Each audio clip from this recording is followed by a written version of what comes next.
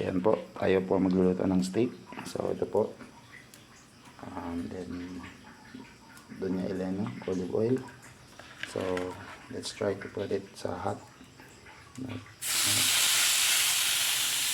Then this one.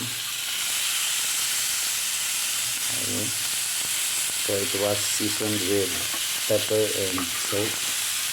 So hatayin lang natin siya na mag 1 minute. So i-flip natin mamaya. Ayan. Spring heat po tayo. Tingnan nyo yung apoy. Malakas po yung apoy. So ayan. Make sure na even or proportion yung paglagay natin ng meat. What we're trying to build here is magkaroon siya ng crust, no? Brownish crust, no? Ayan.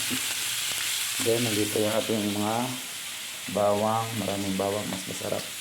Optional po yan, no? Ayan.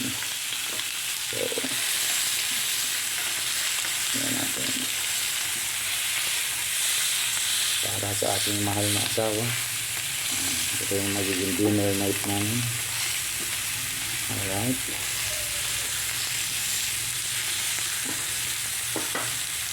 So lumalabas na yung kanyang mantika. Comes from the fat ng beef. So tinagin natin yung mga fat.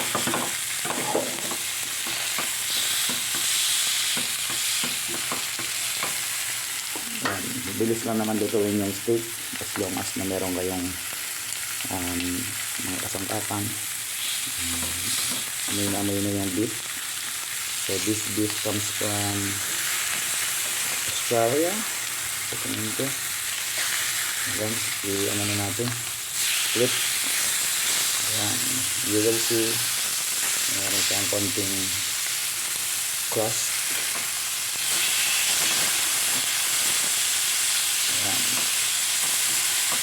Ito, ganda.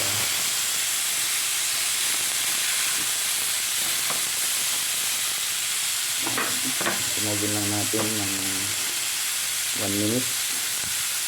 And then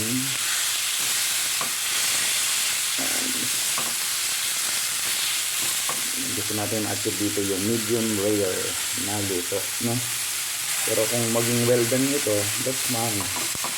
At least wala ng juice na parang dugo-dugo.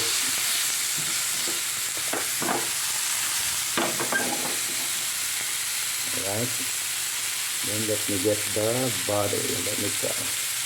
Meron ba kaya yung butter dito sa harap? Tingnan natin. Let me try. Wala dito. Wala. Natin. Yan po. Ref reveal na po kung anong laman ng ref ni sir. So ayan po, konti na lang, sorry, this is a cake. Ayan, tanggalin muna natin. Nasaan ba dito? Wala na yatang butter. Oh no. Tingnan natin. Oops, wala ng butter. Let me try. Ayan, ref reveal tayo. Finally, nakakuha tayo ng butter. I'm sorry for the delay. Medyo baka ano na to, well done steak na ito. Hindi natin achieve yung medium rare. So let me get. Ayan, konting butter na. Oops. Okay. Oh, bilis. Sorry, I'm so clumsy right now. Malapit na ma-well done. Ayan, meron ng butter guys. Dagdagan pa natin ng konting butter. Let me get my spoon. Oops. Ayan.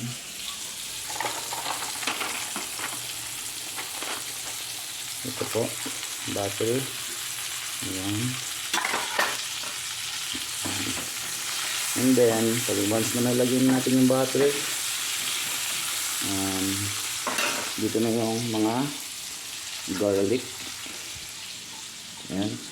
Just try to get it. Kunin ko na nga lahat. Ayan. Daming garlic yan guys. Mahalaga yung garlic kasi dito natin matitikman yung parang garlicky flavor. And also, this is a good balance kapag kumakain tayo ng mga beef, no? Malamis, medyo masebo. And then, don't forget to put more olive oil. Healthy yung olive oil, so do not worry. This is pure olive oil from Doña Elena. Ayan.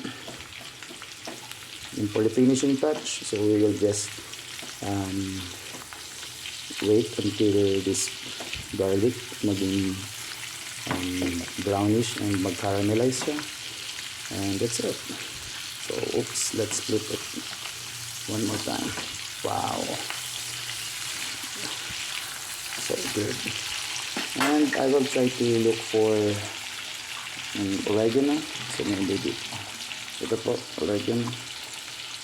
And where is the the thyme? So this thyme, yan po, thyme leaves. Lagyan natin. Oops, hindi lagyan that. Just wait guys.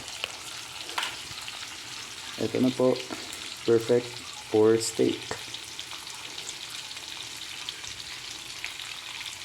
Beautiful. Alright. Then, wait for the plating. Ayan po. Malapit na po. Konti na lang. Kailangan natin napos-tapos konti yung bawang. Mas maganda siya. Alright. I guess, okay na ito. So, let's put it in a plate. Alright. Wait for a second. Ayan na po. Nailagay na natin sa plate. Then, this is for good season.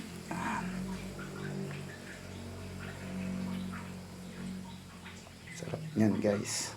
Look at this. Wait. Ito natin yung konting thyme and some olive oil.